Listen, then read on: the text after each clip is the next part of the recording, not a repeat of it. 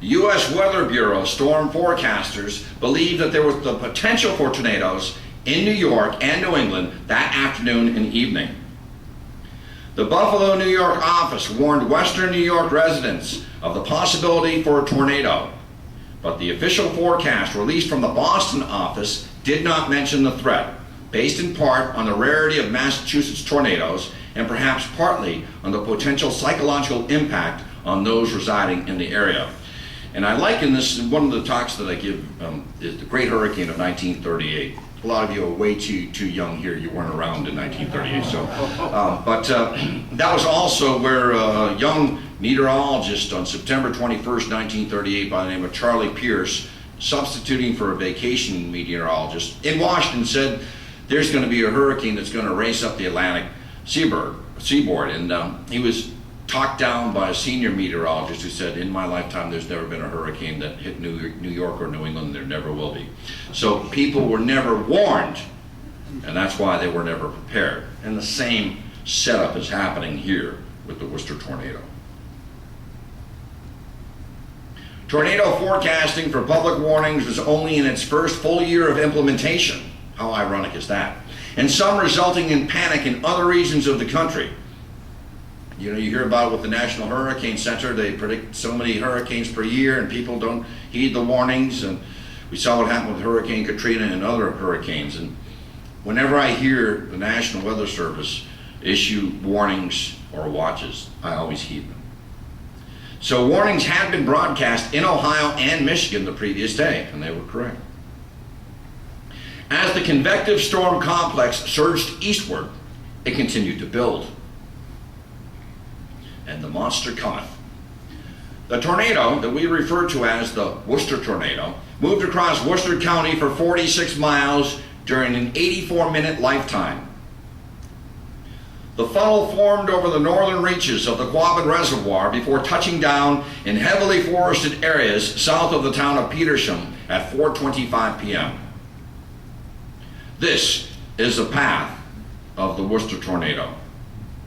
Moving to the southeast, Petersham, Barry, Oakham and Rutland, Holden, northern Worcester, and some parts of West Boylston, Shrewsbury, Northborough, Westborough, and a slight portion of Southborough, and we're going to look at that in a moment. Yeah, if you look at the mark where it touched down and where it moved in central Massachusetts. Touchdown. Plowing across a farm field, the funnel tore a 200-year-old 4-foot diameter tree out from its roots. Moving southeastward at 35 miles per hour towards the community of Barry, it claimed its first victims, Beverly Strong, age 18, and Edward White, age 11. Okay, now let's look at the echoes. As I mentioned about the hook echo, Worcester, and then the storm developing. Isolated severe formation. In Lexington, Mass, these radar images from MIT's Project Lincoln, I don't like to say MIT when I'm at Worcester Polytechnic, so I apologize in advance, but we all know this is a better undergraduate program, right? It showed the tornado's hook echo at 4:55, 4:56, and 4:58 p.m. when the storm was in Holden. So when they first got these images, there was no time to react and get the warning out.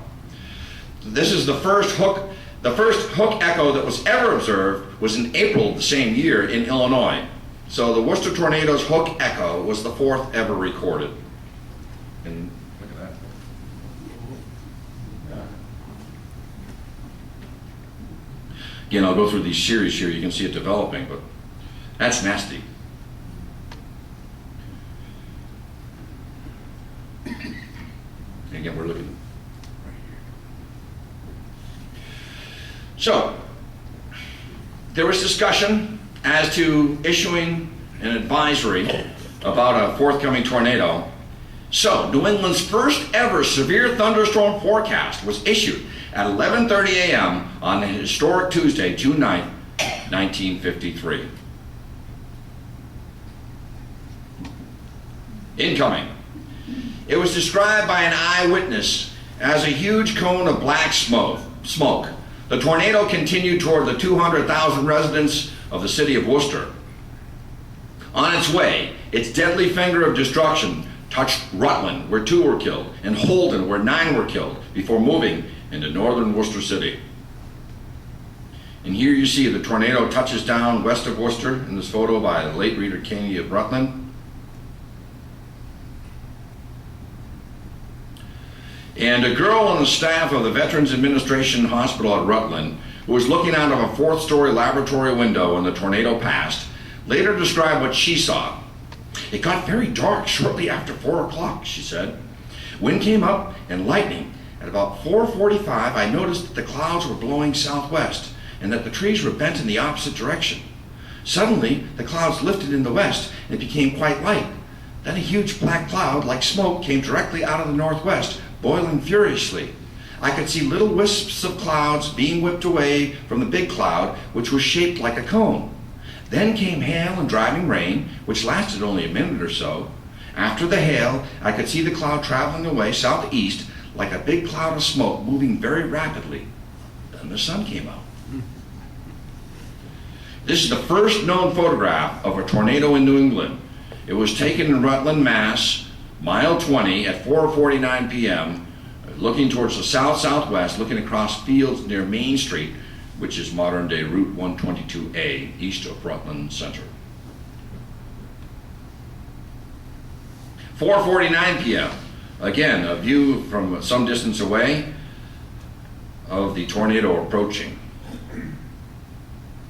And here's a picture of a hailstone that fell during the tornado, and it's compared with a light bulb. Light bulb on the right.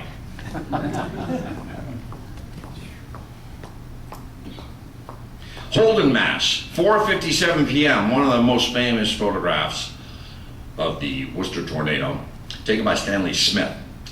And it was probably in the vicinity of Reservoir Street or Route 31 near Holden Center. And it approaches the first built-up neighborhood. And this is where civilization is going to get it. Worcester gets scoured. At 5:08 p.m., a local reporter saw, quote, "a dark, ominous twister carrying with it boards and debris and raising clouds of dust. The tornado sliced a path a mile wide through the city's north side, destroying a residential area, Assumption College, and a new housing development, and severely damaging the newly completed Norton Company plan." And I might tell you, there's so many individual stories that I've researched, I can't possibly tell them all here today, but I'm kind of yielding to you folks to hear your own personal recollections. So, in the fateful minute that it passed through town, 1 minute, 60 residents died. Continuing its deadly tramp eastward, the tornado slashed through Shrewsbury, where 12 were killed, Westboro, where 6 were killed, and on to Southborough, where 3 were killed. The intensity of the storm, whose winds were estimated at 250 miles per hour, can be viewed from its debris field, which extended as far as 50 miles away. And we'll be looking at it in a moment. About your fair city of Worcester. In 1953, the state's second largest city, with a population of about 200,000 citizens. Winds that may have been the highest ever seen, certainly the highest ever in New England, sucked the water out of ponds and annihilated buildings, picking them up and sending them everywhere at once. Chickens had their feathers torn off. The paint was removed from cars by the incredible power of the air, and one man actually had his chest explode due to the pressure from his expanding lungs. I think it dropped 2 pounds per inch is the final tally. At 5:08, the tornado reached Worcester, where the force of its winds picked up manhole covers off the streets and rolled them away like frisbees. A 12-ton bus was picked up, rolled over several times, and then thrown through an apartment building, killing 2 passengers. A priest and 2 nuns at Assumption College perished in the Worcester tornado, as did 6 workers at the Brookside Home Farm, along with most of the 80 cows located there. Just an anecdote back to the hurricane of 1938. A man who had chickens, had just landed his chickens on September 20th, 1938. The next day after the hurricane passed, one of his chickens that he raised in Long Island was found in Connecticut. Well, the roof was blown off of the city's largest employer, the Norton Company, which had just completed their new $6 million factory.